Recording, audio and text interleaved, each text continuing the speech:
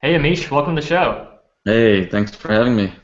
Yeah, absolutely, man. So tell us about your background and kind of how you got started as an online entrepreneur. So, being an online entrepreneur, obviously, I've been doing it for quite some time now. I'd probably say, realistically, I've been doing it for like 12 to 13 years, but full time as my actual job or my thing that I love doing has been for probably around a decade now. So, it's been 10 years since 2001. I kind of got my start. 2004, I quit my job. And so that's when I decided to just really just go all into online because I knew that's kind of where everything was going, right? So that's when I started, and it was quite a long time ago, and it was a very different world, and I started in affiliate marketing. So that's how I got started. Awesome. So for those folks who don't know, can you real quick tell us about affiliate marketing and how that works? Sure, affiliate marketing was just one of those things where you're kind of like this middleman, you're kind of like this broker, I guess you could say, and what your job is to do, for example, is Netflix will be like, hey, become an affiliate of mine. And so what I'd do is I'd become an affiliate of Netflix. And they would give me a link and I'd put it up on my website and people would click it and if they bought Netflix then I would get a small little commission from Netflix. That's how simple affiliate marketing is. I don't own a product. I don't have an email list. I don't have any of this crazy social media stuff going on. It's just I have to get people to go to this link, right? That's what my goal is. So an example would be when I first started, one of my first websites ever was lostseason2.com. And I'd never seen the TV show Lost in my life, actually. But I knew that everyone in 2004, 2005 was like, Lost, Lost, Lost. It's like the best show ever. And I was like, I could probably do some cool stuff with this Lost thing that's happening, you know? So I built a website on Lost. And I put ads for Netflix all around it. And sure enough, I started making money. And I was like, that's pretty cool. And that was my first taste of of making affiliate money, affiliate commissions. And a year and a half later, I had crossed $1 million in affiliate commissions, which was kind of crazy in my first year to year and a half. Oh, actually, I should say I worked at it for 2 years before I did like significant income, but it was around my third year that it was just like, and it just like crossed like $1 million in affiliate commissions, and I was like, whoa! I was like, this is crazy. Yeah, that's Quit my amazing. job, and I was like, I'm out of here. I was like, I don't need to work here anymore. I was like, That's crazy. So what do you think contributed to your success so quickly? to be honest with you, it was just hard work and dedication, man. It's like there's no other secret, you know. It's just stick to it, and like don't let anything get in your way. Basically, it's just like go, and if something gets in your way, figure out a way around it, and figure out a way through it, and then figure out how to get to the other side. Because that's what really an entrepreneur is about. It's like our greatest skills as entrepreneurs is we're good at solving problems. And although that we don't like to face the problems, we're actually really, really good at solving them. So when we do get faced with adversity, it's just go right through it. Awesome. So how do you do that? I mean, what do you do like today, Amish, say you've got this big problem in your business or you can't figure something out, like where do you go? What do you do to get through that? So one of the things I actually started doing more recently is there's a couple of things. I think there's an outward approach and then there's an inward approach, right? So the outward approach is asking a mentor, someone who's more successful, joining masterminds, getting advice from people, your peers, people like that. Like that would be external, like getting advice from the web, getting, people who have been there, done that, basically. Follow them, see what they're about, read their books, read their blogs, maybe join their mastermind. Again, high level, not just these people in between that are going to teach you how to do like little tricks to make money and to do this stuff or market, like really high level people. We're talking Branson, Elon Musk, look at their stories and see what they're up to. And the other approach is basically inward, and through inward I mean like journaling and writing out what it is that you're trying to accomplish. Write it out, write down the steps. I think now that we're on this digital age, we kind of mind map and we do all these things on the computer, but we don't actually take time to just leave the computer to find a solution. And so I think that is huge when you can actually sit there and just get your thoughts out on a piece of paper, and before you know it, you'll be solving your problems like that you have in your head. Um, and the last thing is meditation. Quite honestly, it helps me just stay grounded. It helps me stay focused. it gives me insights into things that I may not necessarily see, because our life is so go, go, go, fast, fast, fast, computer, move this, email, bang, Skype here, Facebook here, like just billion things, your phone, you're just texting, like someone, just billions of things, Pinterest, Facebook, Instagram, it's like all over the place, right? So what do you do in a world that's just like you have to think, you have to do all this stuff to be successful? Is just take time out. As crazy as that sounds, the more time you can spend out than in the computer, the more insights you'll get as to like what the next step should be. Nature obviously helps as well. Yeah, nature is big. Yeah, awesome.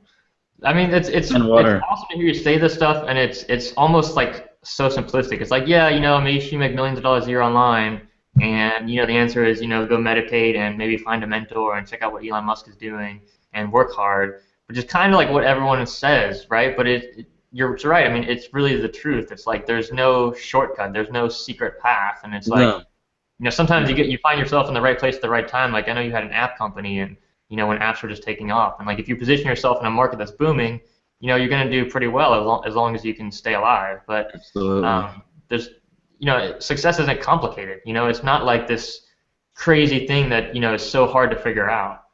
It's just what it is like everyone thinks like there's just should be an easier way. I should be able to just go like that, and all of a sudden there's $1 billion in my bank account. And at times I've experienced how to make that possible. It's kind of crazy, where we click a couple of emails, send a couple of emails, and you make like millions of dollars. You're like, oh my God, how did that happen?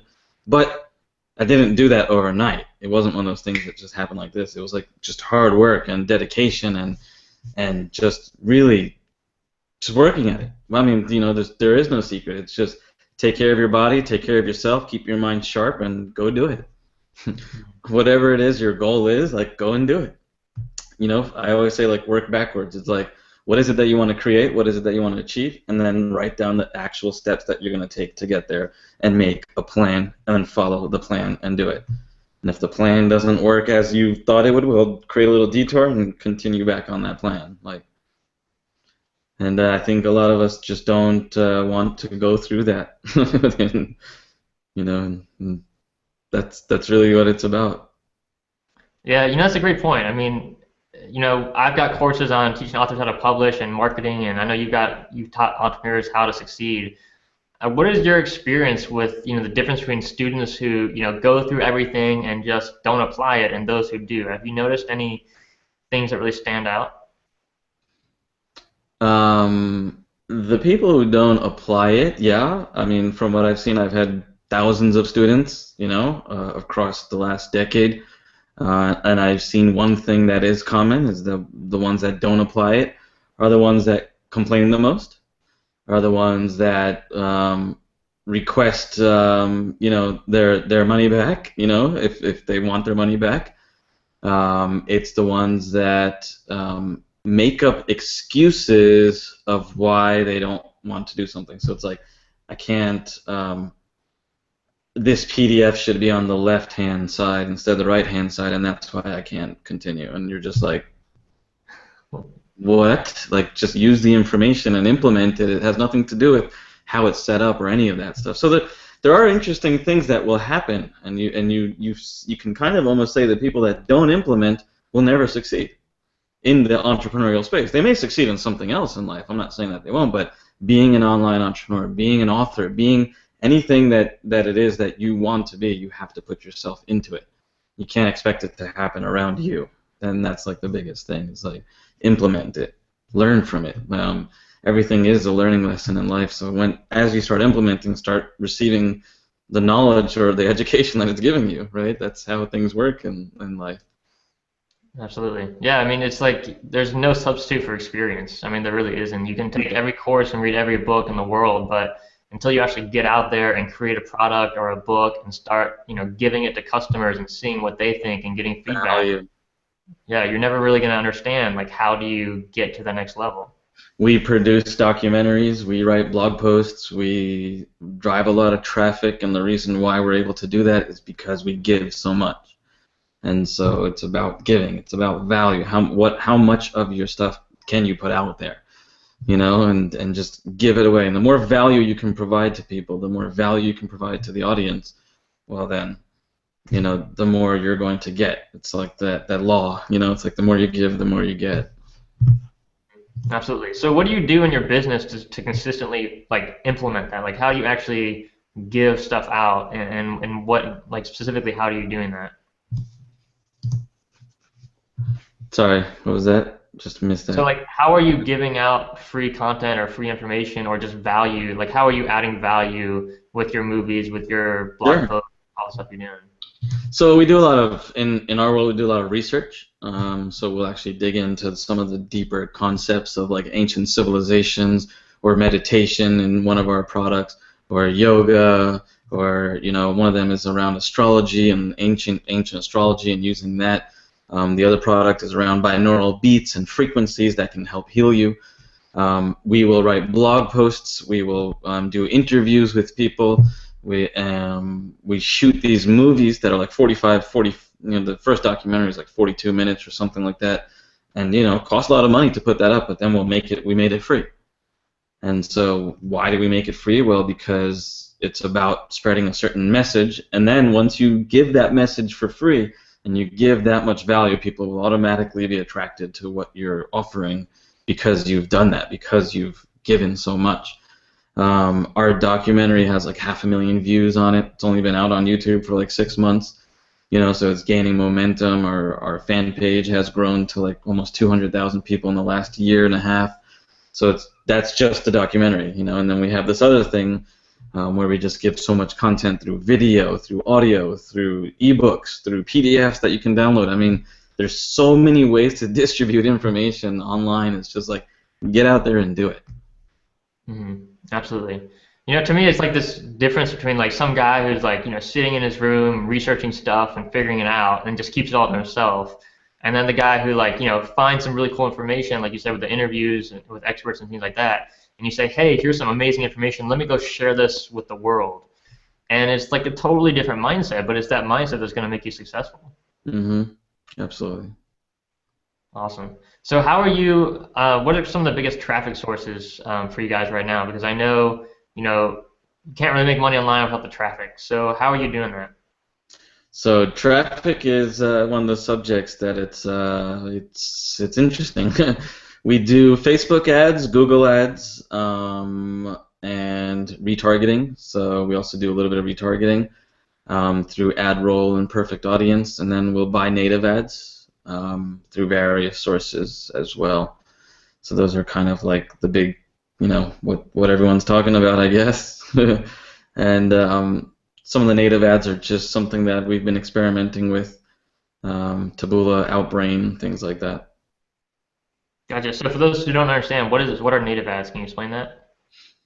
Native ads are those ads you see on like MSNBC and like ABC and some of those new CNN and Huffington Post and a lot of those viral sites. You might see those little boxes that say like all these like kind of interesting kind of headlines underneath like blog posts.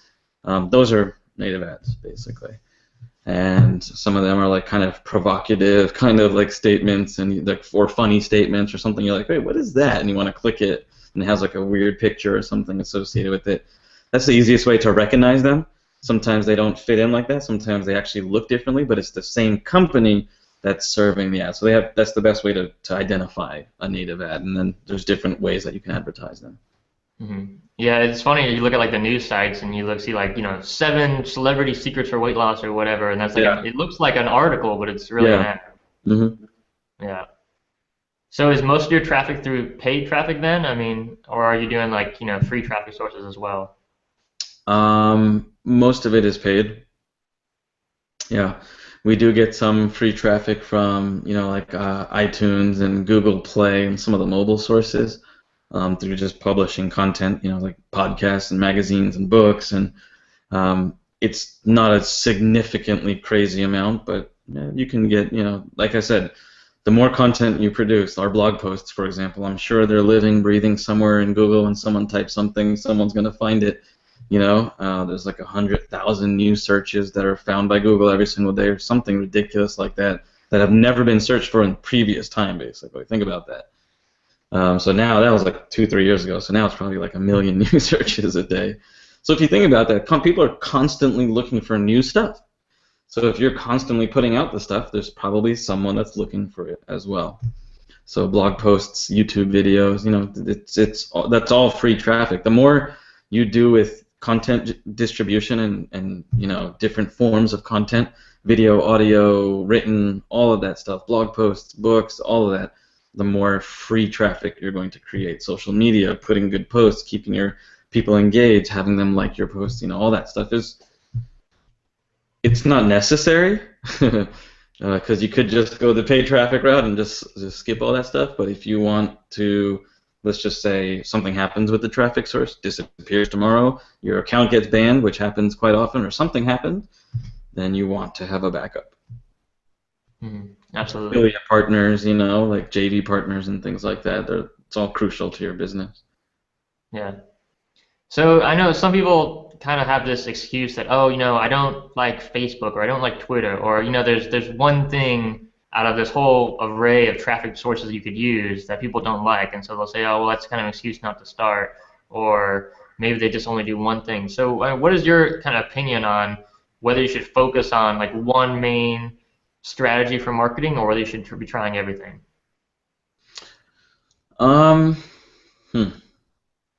The best thing to do is build a list. So if there's one thing that I would say is build a list. Build an email list. It's probably the most lucrative thing that you'll ever build because it's something that you can constantly market to, constantly talk to, you can constantly engage with them, and it's the one thing that will pay you for life. Consistently. Yeah, and that's probably the biggest mistake I see a lot of authors make is they're just not building their email list yet, and it's like every day that you're not building your list, you're missing out on years of additional revenue because you're missing out on those contact with customers like lifetime. Exactly. Yep. We're very big. Email marketing is another big traffic source of ours as well. I mean, when I say traffic source, I mean internally. Once we capture an email address, then we just constantly email them and keep them engaged and send them newsletters and send them blog posts and just keeping them happy, keeping them engaged. They like the content, they like what we're doing. Mm-hmm. So what is kind of your strategy around email marketing in terms of how often are you sending people content? What kind of content are you sending them? Are you just pitching them stuff? Or are you sending them lots of free stuff? How does that work? Monday's a newsletter, which is all content based for the most part. Wednesdays, we may send an individual email for like a promotion for some other product or an affiliate partner. And then on Fridays, we send an email out that's just content-based. There's no pitch or anything like that. It's just education, a story of a day of my life, basically. Yeah. And what lesson I learned in that day of my life. And that's all it is. Cool. And I tend not to email them more than 3 times a week because I think that's kind of like invasion of just their everyday life. There are people who do it every day who swear by it, and there's people who say do it once a week who swear by it. I kind of found my rhythm between 2 to 3 a week, and that middle email that I was talking about, the affiliate promo, may not always happen every week. It's if it's worth it, basically. Gotcha. So you stick to a pretty clear schedule then, 2 to 3 a week. Do you do like the same time every Monday and Friday? Yeah, Monday, Wednesday, Fridays, usually 8 a.m. Pacific. And the reason for that is just kind of when everyone's kind of getting ready for work and going like that. And then on the East Coast, it's kind of like it's getting towards lunchtime. People are getting lazy and they're like checking their email and that. So it's like you're kind of landing at a good time. That's United States only, of course. What was that? That's United States only, of course, but that's where majority of our audience is. Right, definitely. Yeah, and for me, what I found too, like sticking to a regular schedule, it's way better because like a big mistake a lot of people make with their list is they're like, I'm not sure what to send them, so you don't send them anything. And then your list gets cold, so you haven't sent them anything for like a month or more. Email them. That's all I can say. Is like once you get it, just start emailing them. It doesn't even people overthink it, but just send them anything. It doesn't even matter. If you read like a cool article on Forbes or Huffington Post, or it doesn't even matter, you read it on someone else's blog, send them that link because they're going to just appreciate you for sending them whatever it is that you sent them. And if they don't, then you don't want them on your list anyway.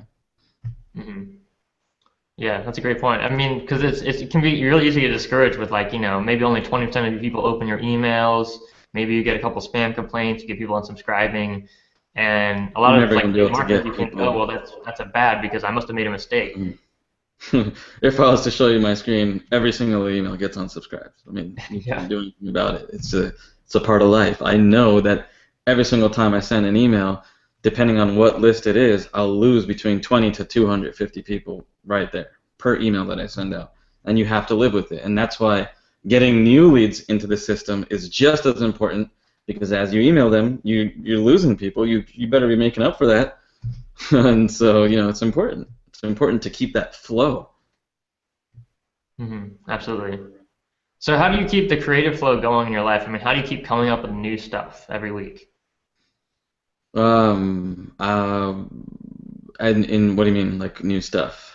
So like new Like, products, new content for your blog posts. I mean, because you've been doing this for over 10 years. I mean, you think after 10 I years don't you're just. gonna have things to say. I have a team now. We have a team of like 7 people. That it's like it's a lot of tools and resources and training.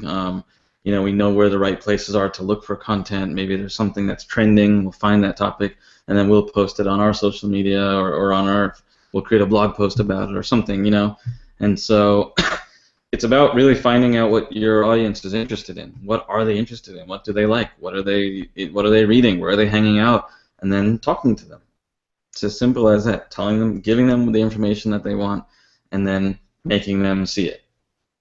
And I think let's not over confuse really what it is. It's like if you are interested in something and you want to create a product about it, well then the other conversations that you and your friends may have or you and other people may have. Well, create content around it, and then take that same audience and put them in front of it. hmm Absolutely. Yeah, I think that's so crucial. Just find who is your audience, who is your target market, and really getting to know them on a deeper level, so you can actually speak to them when you send them emails, write blog posts, write books, and etc. Yeah.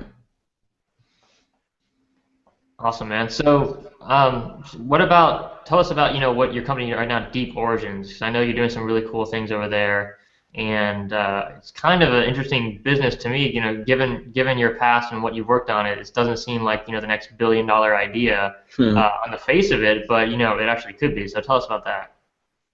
um, it's Deep Origins is a company I started about 2.5 years ago, and it goes back. It goes back even deeper than that. It's something I've been obsessed with my whole entire life, like ancient wisdom and ancient stuff. I don't know why. I've always thought like the older things got, like the more it actually had to do with our future. I just felt there was a connection between our past and like where we're going. And we're kind of seeing that happen as every day unfolds too. It's like, wow, this thing from thousands of years ago, look how simple it is and makes life easy. Like the sun, wow, we're starting to use the sun for power. Wow, like, but little things like that, or we're starting to like wake up to little things like that. How do we harness what's around us? And I think thousands of years ago, they knew how to do that. They knew how to harness nature and power and things like that. So I've always been obsessed with that stuff as a kid. When I got older, I always thought I needed to create a business or I needed to create something that would generate income for me, and I didn't realize that would be something that I could make money with. So I always thought, okay, well, let me go create a piece of software or do affiliate marketing or do internet marketing or create products and sell it, or I've done a lot of different things from selling software to selling supplements to membership sites to affiliate marketing to so many different things I've been involved in over the last like 12 years. It's been a cool little journey actually. But through that whole process, and we got the company and the Inc. 500, and all that stuff, and I realized I wasn't happy with any of it. We had a multi-million-dollar company. It was $5-6 million a year. One of the fastest-growing companies in America, and we're just like, I didn't enjoy any of it. And so, I realized that, all these Ferraris and Maseratis and all this stuff that I had surrounded myself with wasn't important to me. It was just a way for me to try and make myself happy. And I was drinking and I was overweight and I was eating like an animal and partying and just whatever. I was just enjoying life, I guess you could say. And I thought I had made it. But I was miserable. And I was like completely unhappy with my life. And that's That was a big shift for me. And then I went into apps, and I was like, oh yeah, apps are like what I'm passionate about. And I realized maybe it's not so much apps. So then I sold that company, and then I started focusing on this, and I was like, wow, like this feels right. You know, we're bringing back the ancient wisdom. We're proving it with modern science for a global transformation. So things like meditation, things like yoga, things like I was mentioning about the ancient civilizations and shooting documentaries.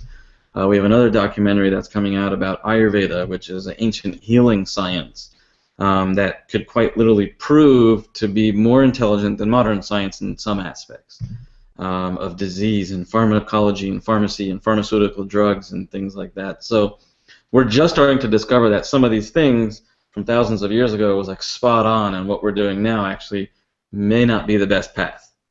And we see this kind of revolution of people waking up like wanting to eat healthy and wanting to be organic and, you know, sustainable, and this whole kind of movement is happening. So I saw that trending, and I'm like, well, now's maybe the good time for me to go back to what I love doing, what I'm really interested in, and making it into a living. And so that was about 2 years ago is when I kind of started this business. And I'm a serial entrepreneur, so I do have a couple things happening at the same time, obviously, but this is my main focus, is about bringing that back and sharing it with the world. Hmm. That's awesome, man. You know, it's fascinating because, you know, I think Ivory is what, like at least 5,000 years old, maybe more. Mm-hmm. And There's it's like, the first, yeah, they're even older, yeah. yeah, and it's like a lot of people think, you know, entrepreneurs think we have to have the new product, the new service, the wholly new thing. You know, you can't possibly make money unless you have something totally new. And it's like, you know, you can take something that's, you know, 5,000 plus years old or more that we've just forgotten about, most people just don't know about, and turn that into a business. Yep.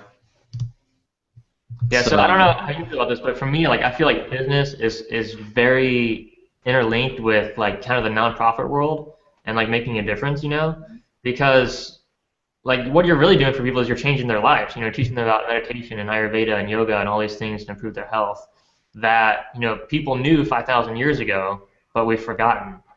And that service is like you said, it's transformational. You're changing people's lives, and that's amazing. And it's you can make money doing that. Like you can make money making the world a better place. Mm-hmm. And we also have a 501c3, a nonprofit attached to Deep Origins, which is called Education and Exploration, Shah Education and Exploration Organization. It's at educationandexploration.org, actually, and it's a 501c3. And so 10% of all the money that comes from Deep Origins that we produce with profit goes into our nonprofit to help fuel the mission of creating schools and creating grants and things like that around these subjects and around some of this ancient wisdom. Mm-hmm. That's awesome, man. So how are you actually monetizing the information and everything? You know, you said you're giving away your documentaries for free, so how are you actually getting money from customers? Membership site. So we have experts and we have content. I've partnered up with someone for that particular brand from History Channel. He's on the show Ancient Aliens, but he's one of the most credible people on the History Channel, does tons of speaking gigs and all over the place. And so I teamed up with him. He had a product he wanted to sell. I had this documentary. We teamed up together to create an ancient kind of membership site, I guess you could say, and people are loving it. And it's really cool. And you know, it's kind of new still. We're kind of still testing it out, but I think we've gotten it to the point where now we can like put lots of eyeballs on it. So excited about that. Mm-hmm. That's awesome. So let's talk about kind of iteration and testing, because I know that's such a big part of online marketing. Mm-hmm. So how do you guys do that? I mean, how do you actually test stuff and say, oh, well, you know, my audience really likes this kind of information, but they don't like this kind of information. How do you go about doing that?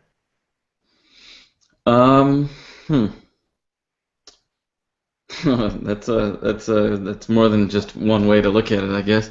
A lot of it nowadays for me is intuitive, but if I was to kind of like go back and kind of just say, okay, how do I get relevant information or split test and some of that stuff, you know, what we always try to do is identify what kinds of people would be interested in the market first.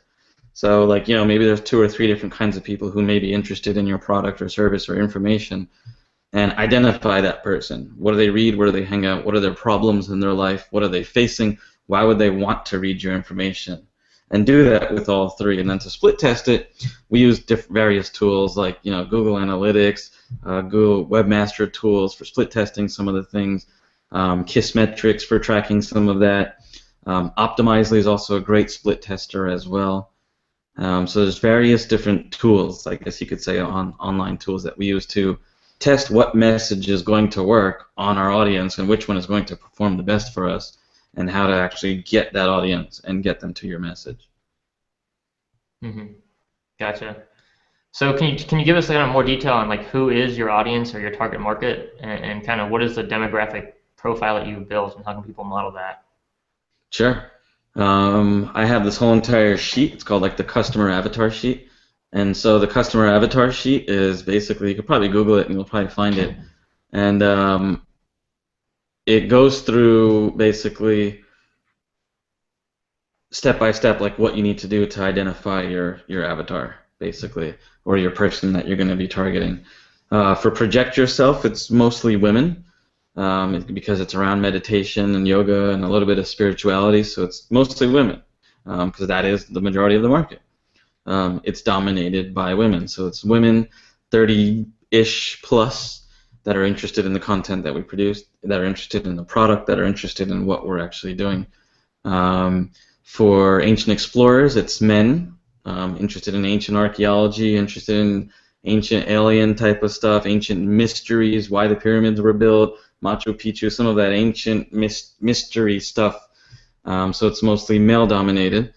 And mostly, I think they're like 25 plus, which is interesting, but dominated in the 40 plus range. So it's kind of interesting to see like what our different audiences are. Every single product that you have will target a different type of audience, like down to knowing like what books they read.